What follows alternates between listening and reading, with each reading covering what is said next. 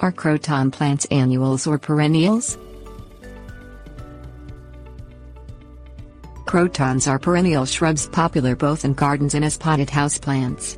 They are best known for their vibrant, colorful leaves, which come in a wide variety of shapes and colors.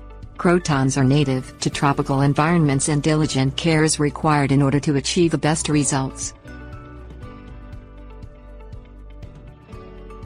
Perennials versus annuals. Crotons are perennials, which means that with the right care your croton plant can live for several years. Unlike annuals, which last for only one growing season and must be replanted the following season, perennials will continue to grow for several growing seasons.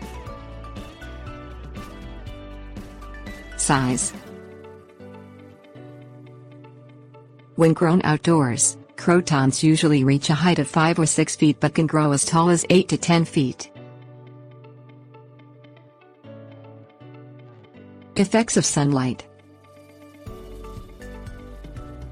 Croton plants produce their most vibrant colors when exposed to plenty of sunlight, while crotons planted in shady areas tend to produce mostly green hues.